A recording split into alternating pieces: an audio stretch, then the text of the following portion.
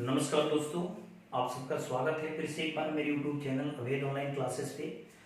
आज हम लोग कोण के बारे में डिस्कस करेंगे। ठीक है, कोण के बारे में पढ़ेंगे। जितने भी कोण होते हैं ज्यामिति में, जितने भी मुख्य प्रकार से लेके जो अन्य कोण हैं, सबको इसमें क्या करेंगे, डिफिनीशन के साथ बारी बारी से यहाँ देखेंगे। ठीक है, और ये कोण का जो पूरा कंसेप्ट है, जब ये क्लियर हो जाएगा तो हम लोग इस पे कुछ क्वेश्चन भी करेंगे, अच्छे अच्छे क्वेश्चन करेंगे। ठीक है, यहां मैं लिख रहा हूं कोण। चलिए मैं हिंदी लिख रहा हूं केवल। यहाँ कोण, ये चीज हम लोग को जानना है, कोण क्या है, फिर हम कोण के प्रकार पर विचार करेंगे। हालांकि कोण के बारे में जो त्रिकोणमिति का जो वीडियो बनाया गया था उसमें समझाया गया था कोण कैसे बनता है। जो पॉजिटिव और नेगेटिव कोण था उसके बारे में भी डिस्कस किया गया था, लेकिन यहाँ पर हम लोग पॉजिटिव नेगेटिव को नहीं देखना है। जो सिंपल सा कोण है, जो हम लोग न्यून कोण, समकोण, अधिकोण, ये जो हम लोग पढ़ते हैं उसको हम लोग को यहाँ जान लेना है। ठीक है, सबसे पहले हम लोग देख लेते हैं कि जो कोण होता है, कोण होता क्या है, कोण कैसे बनता है, और उसको बनाने के लिए कौन कौन सी चीजों की आवश्यकता होती है, उसको हम यहाँ देख लेते हैं। देखिए, कोण क्या है, तो एक झुकाव होता है। ठीक है, झुकाव, जो झुकाव बनता है उसी को हम क्या कहते हैं, कोण का नाम देते हैं। लेकिन ये झुकाव बनेगा कैसे, झुकाव बनाने के लिए कौन कौन सी चीजें चाहिए, तो उसके लिए होता है ना कि कोण बनाने के लिए दो रेखाएं, ठीक है, याद रखना है क्या, दो रेखाएं और एक बिंदु की आवश्यकता होती है। मतलब एक बिंदु और दो लाइन हो तो हम कोण का निर्माण कर सकते हैं। कैसे, अगर मान लेते हैं यहाँ एक बिंदु है, स्थिर बिंदु है, और इस बिंदु से मिलने के लिए इधर से एक लाइन ऐसे आ रही है, और ऊपर से कहीं से भी, इधर से भी, इधर से कहीं से भी, मान लीजिए हम यहां से कर लेते हैं, यहां से एक लाइन ऐसे आ रही है, तो आने से यहां क्या हुआ है, एक झुकाव बना। मतलब ये लाइन, फिर ये लाइन, देखिए ऐसे, फिर ये ऐसे, ये दोनों लाइन कहां मिल गई, तो स्थिर बिंदु पे, और यहां क्या हुआ, तो एक झुकाव बना। अगर इसको हम थीटा मान लें तो क्या हुआ, ये एक कोण बन गया, इसी को तो हम कोण कहते हैं। ठीक है, मतलब कि किसी बिंदु पे दो रेखाओं के मिलने से जो झुकाव बनता है, उसी झुकाव का नाम हम कोण कहते हैं, वही कोण होता है। समझ में आ गया, किसी बिंदु पे जब दो रेखाएं आकर मिल जाती है और मिलने से झुकाव बनता है, उसी को हम कोण कहेंगे। कुछ लोग ये भी समझ रहे होंगे कि अगर ये झुकाव है तो ये क्या है, तो ये भी झुकाव ही है, ये भी कोण ही बना है, इसको भी कोण का नाम दे सकते हैं। लेकिन हम लोग कभी बस ये समझ के चलना है कि यही झुकाव फिलहाल में बना हुआ है, ये भी झुकाव है, इसको भी हम कोण का नाम दे सकते हैं। ये बाद में डिस्कस करेंगे। समझ में आ गया कोण का परिभाषा, कि किसी बिंदु पे जब दो रेखाएं आकर मिल जाती है और मिलने से जो झुकाव बनता है, उसी झुकाव का नाम हम कोण देते हैं। कोण के लिए ज्यादातर लोग थीटा का इस्तेमाल करते हैं। ठीक है, और उसका जो माप होता है ज्यादातर मतलब 10th तक डिग्री या अंश में मापते हैं। डिग्री या अंश में, जैसे 90 डिग्री तो 90 हो गया, ऐसे छोटा सा, 25 डिग्री तो ऐसे हो गया, ये सब होता है। समझ में आ गया। अब हम लोग चलते हैं कोण के प्रकार पे। ठीक है, कोण के प्रकार, कोण के प्रकार दो टाइप से प्रकार हैं। एक मुख्य प्रकार होते हैं, और मुख्य के अलावा और भी कुछ कोण होते हैं। तो सबसे पहले हम मुख्य कोण के बारे में समझ लेंगे। जैसे पहला है न्यून कोण। समझिए, न्यून कोण एक्यूट एंगल होता है, ये क्या चीज है। ठीक है, अगर मैं इसके लिए एक फिगर बनाऊं,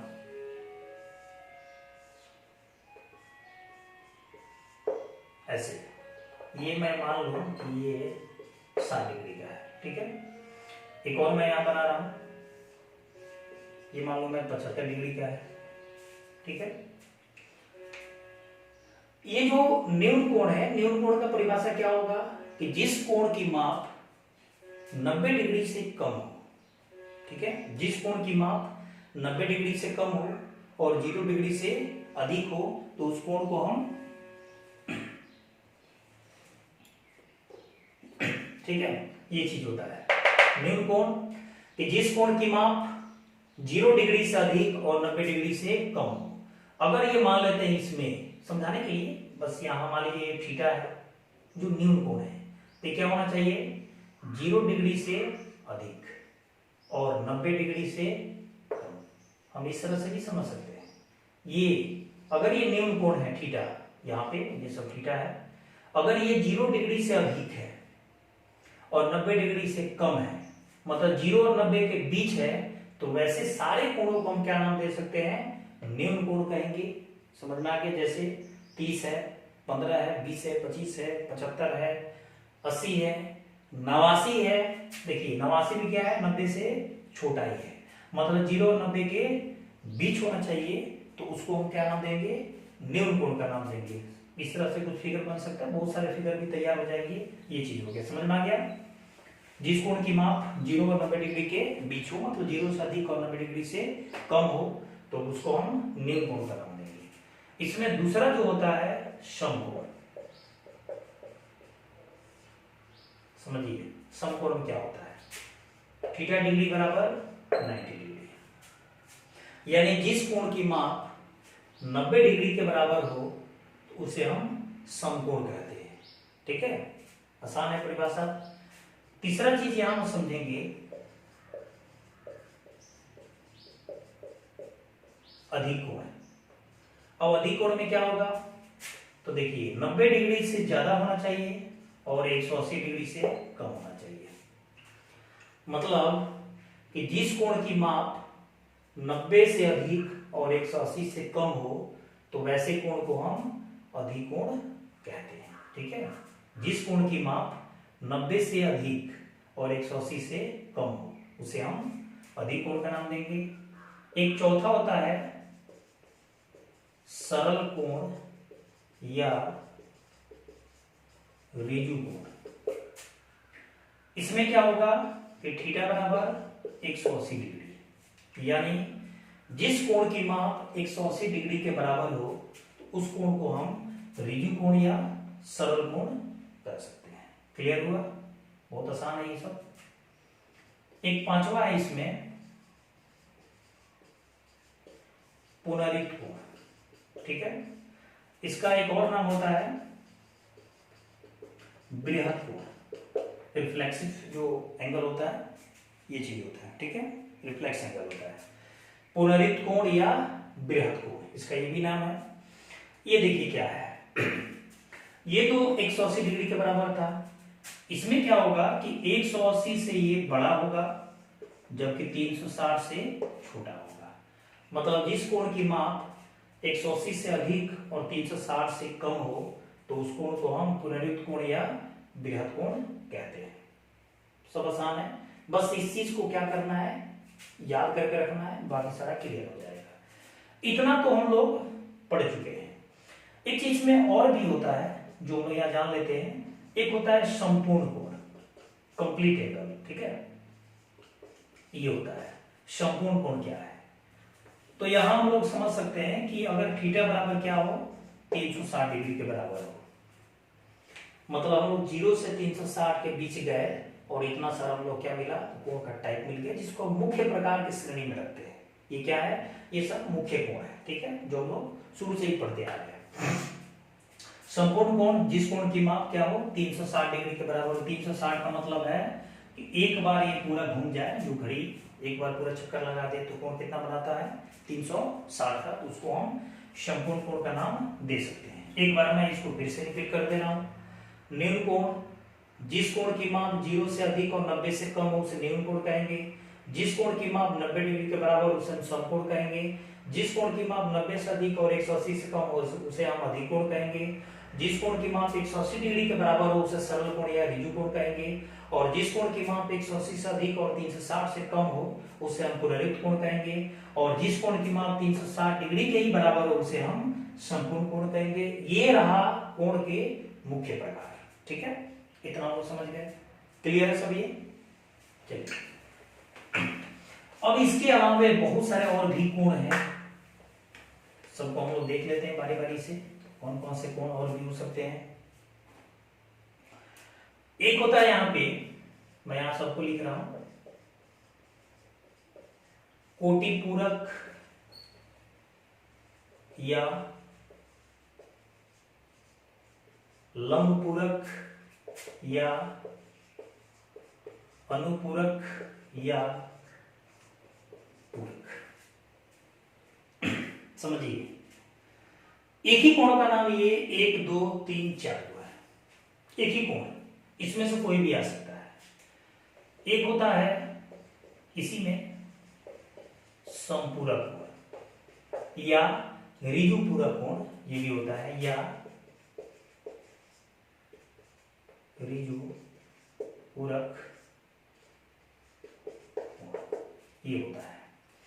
पहले हम लोग क्या करते हैं, दोनों को समझ लेते हैं, उसके बाद और भी कोण के जो टाइप है उसको हम देखेंगे। पहला है कॉम्प्लीमेंट्री एंगल होता है, ठीक है, कॉम्प्लीमेंट्री नहीं, सप्लीमेंट्री, हाँ कॉम्प्लीमेंट्री होता है, ठीक है। कोटि पूरक या लंब पूरक या अनुपूरक या पूरक, 1 2 3 4, इन चारों में से कहीं भी कोई भी नाम आ सकता है। बस हम लोग को क्या करना है, याद रखना है कि चारों का जो नाम है, ये चारों जो नाम है वो एक ही कोण का है, ठीक है, ये होता है। और एक होता है समपूरक या ऋजु पूरक, ये होता है। ऊपर वाला समझिए ये क्या होता है। अगर मैं कहूं कि 30 डिग्री प्लस 60 डिग्री बराबर क्या होगा, 90 डिग्री। 50 डिग्री प्लस 40 डिग्री बराबर क्या होगा, 90 डिग्री, ठीक है। ये दोनों कोण पे देखिए, ये दो कोण है और दोनों का जोगफल कितना आ रहा है, 90। ये दो कोण है, इन दोनों का जोगफल कितना आ रहा है, 90। तो अगर दो कोणों का योग, ठीक है, अगर दो कोणों का योग अगर 90 डिग्री के बराबर हो या समकोण हो, हम समकोण भी बोल सकते हैं, क्योंकि समकोण का मतलब क्या होता है, 90 डिग्री होता है। यदि दो कोणों का योग 90 डिग्री के बराबर हो या समकोण हो, तो उन दोनों कोणों को हम लंब पूरक या अनुपूरक या पूरक या कोटि पूरक कर सकते हैं। दोनों कोण एक दूसरे के होते हैं, ठीक है। दो कोणों का योग 90 डिग्री के बराबर है, तो उसे हम लंब पूरक का नाम देंगे। और जैसे इसमें पूछ दे कि अब यही 30 प्लस 60 बराबर 90 है, तो अगर कोई पूछे कि 30 का पूरक कोण क्या होगा, 30 का कोटि पूरक कोण क्या होगा या लंब पूरक, कोई भी, मैं इसका ही नाम रख रहा हूं अभी, 30 का कोटि पूरक कोण क्या होगा, तो 30 का कोटि पूरक निकालने के लिए हम क्या करेंगे कि इस 30 को इस 90 में से माइनस कर देंगे। तो 90 में से अगर हम 30 को माइनस करेंगे तो यहाँ क्या बचेगा, 60 बचेगा। तो हम कहेंगे कि 30 का जो कोटि पूरक है कितना मिला, 60 मिला। अब उल्टा अगर ये 60 का पूछ दे तो फिर क्या करेंगे, 90 में से अब की बार 60 घटाएंगे तो क्या मिलेगा, 30 मिलेगा। तो कहेंगे कि 30 का कोटि पूरक कितना है, 60 का कितना है, 30 है। तो यहां देखने से ये पता चला ना कि 30 का कोटि पूरक 60 हुआ, 60 का कोटि पूरक 30 हुआ, यानी दोनों को जोड़ने पर कितना आया, 90 डिग्री के बराबर है या एक समकोण के बराबर है। इसका मतलब कि यदि दो कोणों का योग 90 डिग्री के बराबर हो तो दोनों कोण एक दूसरे के कोटि पूरक, लंब पूरक, अनुपूरक या पूरक कोण कहे जाते हैं। एक दूसरे के क्यों, मैंने यहां दिखा दिया कि 30 का पूछा गया तो 60 निकला, 60 का पूछा गया तो 30 निकला, यानी दोनों एक दूसरे के कोटि पूरक कोण है। समझ में आ गया। मतलब एक पॉइंट याद क्या रखना है कि कोटि पूरक में दो कोणों का योग 90 डिग्री होता है, बस दो कोणों का योग 90 डिग्री होता है। जिस कोण की पूछेगा कि उस कोण का मान निकालें, उसका समपूरक क्या, सॉरी कोटि पूरक क्या होगा, तो उसको हम क्या करेंगे, 90 में से माइनस कर देंगे। जैसे कि एक कोण है x डिग्री और पूछ देगा कि x डिग्री का कोटि पूरक कोण क्या होगा, तो जिसका पूछ रहा है ना उसी को हम क्या करेंगे, 90 में से माइनस कर देंगे, यानी x डिग्री का पूरक कोण बराबर 90 माइनस x डिग्री। ये हमारा क्या हुआ, निकल गया। जिसका पूछेगा बस उसको क्या करना है, 90 में से माइनस कर देना है। कब, जब पूछेगा कोटि पूरक तब। ये तो कोटि पूरक में रहा। अगर हम समपूरक में चले तो देखिए समपूरक का मतलब होता है 180 डिग्री, यानी दो कोणों का योग अगर 180 डिग्री के बराबर हो तो दोनों कोण एक दूसरे के समपूरक कोण कहे जाते हैं। जैसे कि 120 प्लस 60 कितना होगा, 180, 100 प्लस 80 ये कितना होगा, 180। तो यहां हम कर सकते हैं कि दो कोण का योग कितना है, 180 है। दो कोणों का योग कितना है, 180 है। तो ये दोनों कोण एक दूसरे के संपूरक, ये दोनों कोण एक दूसरे के संपूरक प्रोसेस वही होगा जो इसके पहले बताया गया कि अगर 120 का अगर समपूरक कहेगा तो 120 को 180 में से माइनस कर देंगे तो 60 आ जाएगा, या 60 का अगर पूछेगा तो 180 में से 60 को माइनस कर देंगे तो 120 आ जाएगा। उसी तरह अगर 100 का पूछेगा तो 180 में से अगर 100 माइनस करेंगे तो 80 आ जाएगा, या 80 का पूछेगा तो 180 में से 80 माइनस करेंगे तो 100 आ जाएगा। मतलब अगर दोनों चीज अगर ये आ जाए तो हम लोग करना क्या है कि कोटि पूरक पूछेगा तो 90 में से घटा लेना है, और समपूरक पूछेगा तो 180 में से घटा लेना है। ये काम करके हम उस क्वेश्चन को सॉल्व कर सकते हैं। क्लियर हुआ? कोटि पूरक, लंब पूरक, अनुपूरक, पूरक चारों एक ही नाम है, और इसमें क्या होता है कोणों का योग 90 के बराबर होता है। ठीक है। समपूरक में क्या होगा, ऋजु पूरक भी कहेंगे इसको, और इसमें कोणों का योग क्या होगा 180 डिग्री के बराबर होगा, या दो समकोण के बराबर होगा, क्योंकि एक समकोण 90 का होता है, दो समकोण मतलब 90 दूना 180 ये होगा। क्लियर हुआ? इसके अलावा और भी हम लोग को जानना है, सबको देख लेते हैं कौन कौन सा और भी कोण बचे हुए हैं।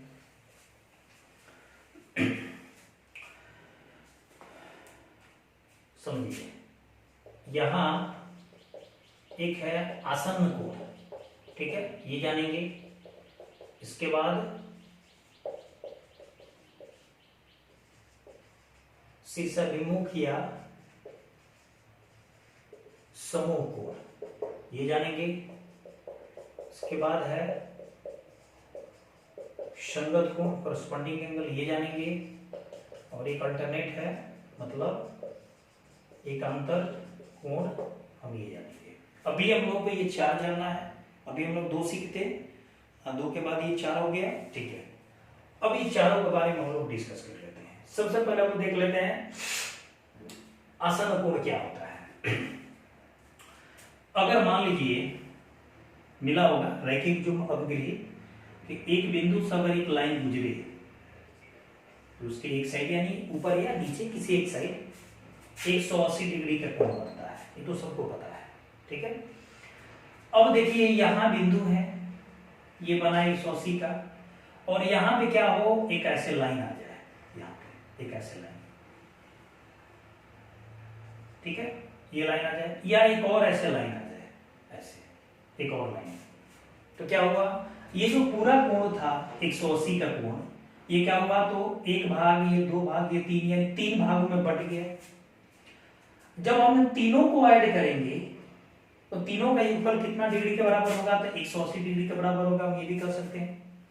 तो यहां अगर हम देखें, अगर कोण, इसको मैं मिटा दे रहा हूं, ये चीज अगर हम मान लिया जाए कि ये कोण, ये θ1 है, ये θ2 है, ये θ3 है, ठीक है, और इन तीनों को ऐड करने का मतलब θ1 प्लस θ2 प्लस θ3 बराबर कितना आएगा, 180 डिग्री के बराबर आएगा, ये तो पता ही है।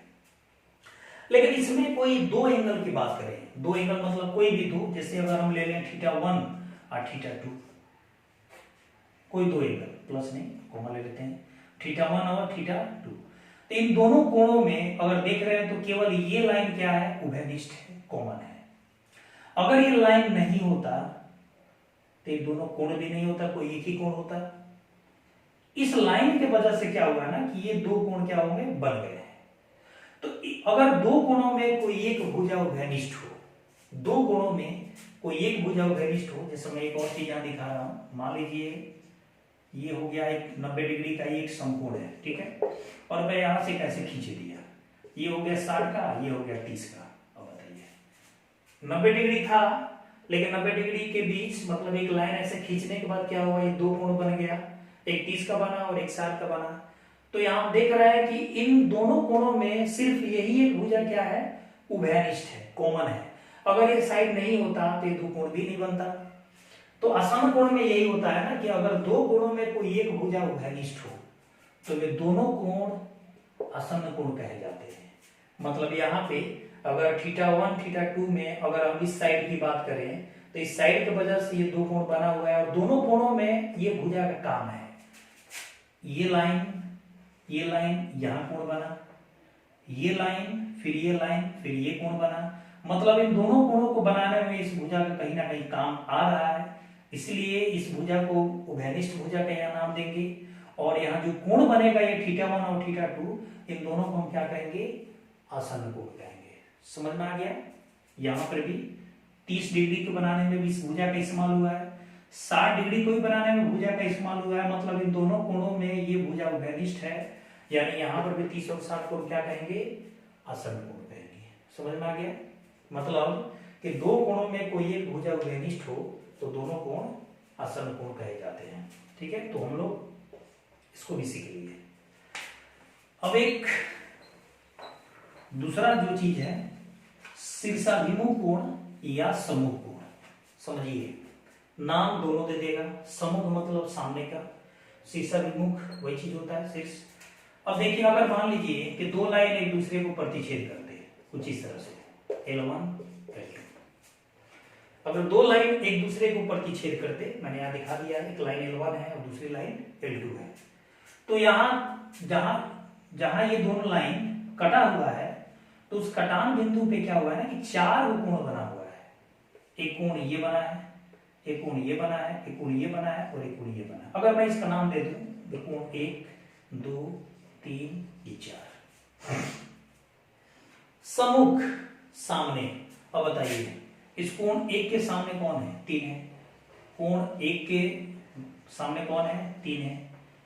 मतलब कि जब दो लाइन एक दूसरे को प्रतिच्छेद कर दे तो प्रतिच्छेदक बिंदु पे जो चार कोण बनते हैं, उन चारों कोणों में जो आमने सामने के कोण होते हैं वे आमने सामने के कोण बराबर होते हैं। किस नियम के अनुसार, किसके अनुसार, तो शीर्षाभिमुख कोण के अनुसार। ठीक है, मतलब एक का ठीक सामने कौन है, 3 है, उसी तरह 4 का सामने कौन है, 2 है, तो हम कहेंगे कि एक का समूह कोण 3 हो गया, 4 का समूह कोण 2 हो गया, या 2 का 4 हो गया, 3 का 1 हो गया।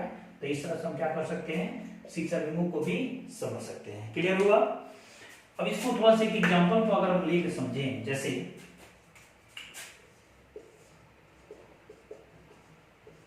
L1 L2, चलिए ये मान लीजिए ये है कितना, 75 डिग्री का।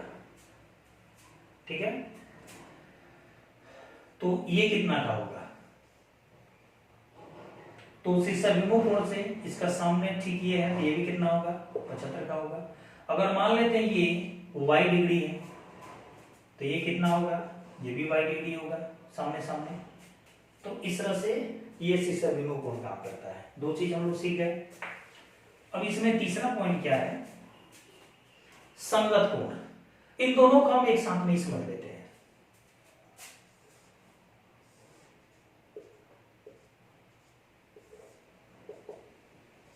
यहां समझिए, दो लाइन L1 L2, ठीक है, ये दोनों समानांतर है और एक ये तिरछी लाइन जो इसको काट रही है, मतलब तिर्यक रेखा ये। हम लोग को ये कोरेस्पोंडिंग और अल्टरनेट जो एंगल होता है इसको समझ लेना है। ठीक है, संगत कोण और एकांतर कोण। देखिए, सबसे पहले हम लोग यहां ये देख लेते हैं कि कोण कितने बने हैं। तो इस लाइन के साथ 1 2 3 4, 4 यहां पे, 4 यहां पे, मतलब टोटल 8 कोण यहां बने हुए हैं। इस 8 कोण में मैं अगर इसका नाम दे दूं, जैसे 1 2 3 4 5 6 7 8, ठीक है, दिखाई दे रहा है, 8 कोण है। इस 8 कोण में 4 कोण बाह्य कोण है। ये भी समझ लेते हैं पहले, बाह्य कोण कौन कौन से हैं। तो बाह्य कोण इसमें हो जाएंगे, बाह्य मतलब होता है बाहर। तो बाहर देखिए, इस लाइन के ऊपर बाहर है और इस लाइन के नीचे बाहर है, मतलब 1 2 8 7, 1 2 8 7, ठीक है।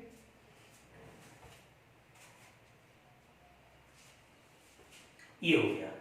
फिर यहां अगर देख लें अंतःकोण, अंतःकोण मतलब अंदर। तो अंदर में इस लाइन के और इस लाइन के देखिए अंदर, यानी 4 3 5 6, यानी ये टोटल जो कोण बने 8 कोण, ये 2 पार्ट में डिवाइड हो गए, एक बाह्य में और दूसरा अंतर में। क्लियर। अब यहां हम लोग ये समझते हैं संगत कोण। देखिए, संगत कोण देखा जाए तो मैं कहूंगा कि 2 का संगत है 6, मतलब मैं यहां दिखा रहा हूं संगत कोण, कोण 2 का कोण 6 हो जाएगा, 2 का 6, ठीक है, 3 का 7, 3 का 7, मैं बताऊंगा ये कैसे निकलेगा। उसी तरह कोण एक का 4 और ये सॉरी 1 का 5 और ये फिर 4 का 8, ये बना। अगर देखिए परिभाषा देना कोई जरूरी नहीं है, जरूरी है समझ लेना कि कौन किसका संगत होगा नहीं होगा, एकांतर में वही होगा, परिभाषा को हम लोग फोकस नहीं करेंगे, समझ लेते हैं। 2 का संगत यहाँ 6 बताया गया।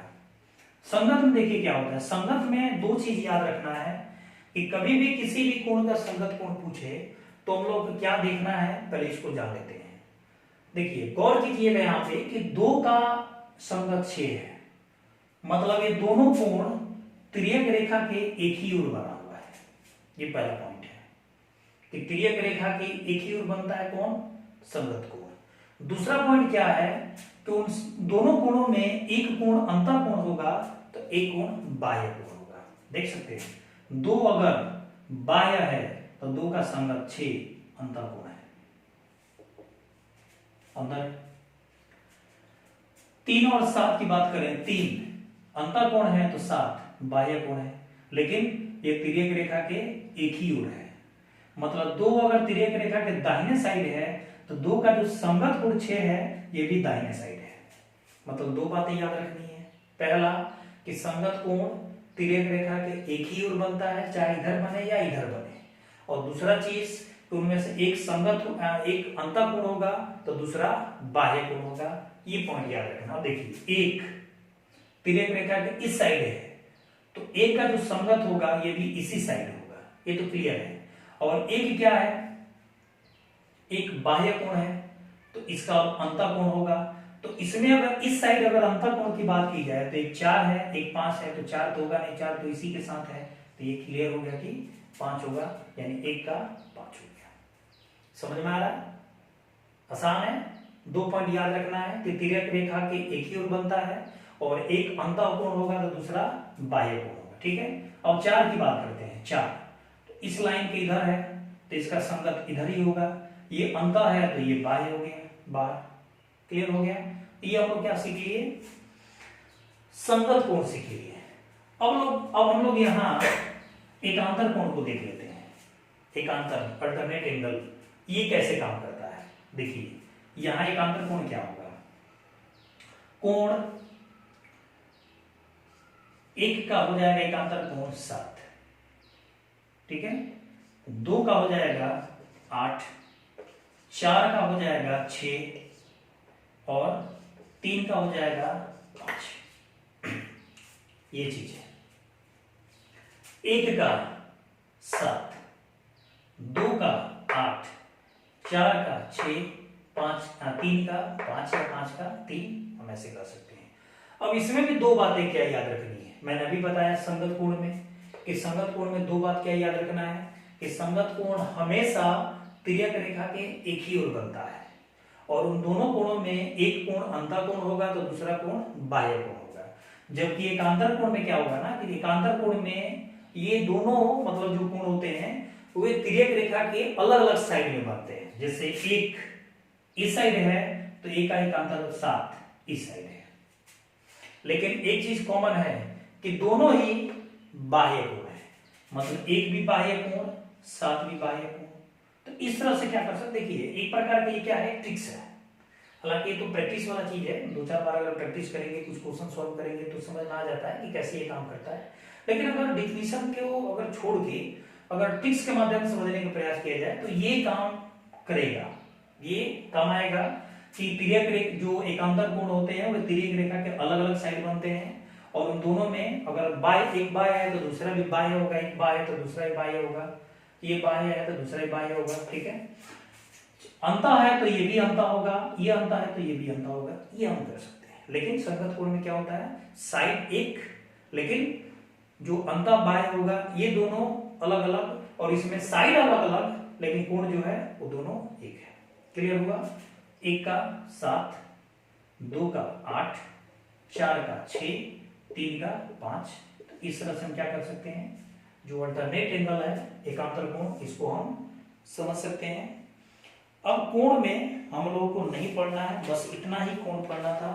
मैंने क्या किया, ये जो कोण वाला सेशन था, जो कोण वाला वीडियो है, इसमें हम लोगों ने जितने भी कोण होते हैं मुख्य प्रकार से लेके जो अन्य कोण, सबको हम लोग क्या किए हैं, सबको परिभाषा के साथ भी हम लोग सीख लिए हैं। क्लियर हुआ?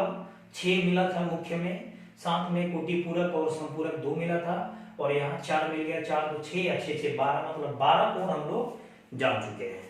तो उम्मीद है ये वीडियो अच्छी लगेगी, और वीडियो को पूरा देखें, स्किप ना करें, ठीक है, नहीं तो समझ में नहीं आएगा। ठीक है, तो इस वीडियो में इतना ही। अब जो इसका अगला वीडियो होगा कोण का ही, ये पार्ट 1 मैं यहां लिख दे रहा हूं,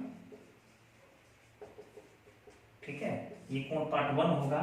इसका जो अगला वीडियो होगा उसमें हम लोग इस सब पे क्वेश्चन करने वाले हैं, क्वेश्चन बनाएंगे, ताकि कुछ प्रैक्टिस हो जाए और कुछ ज्ञान भी हो जाए।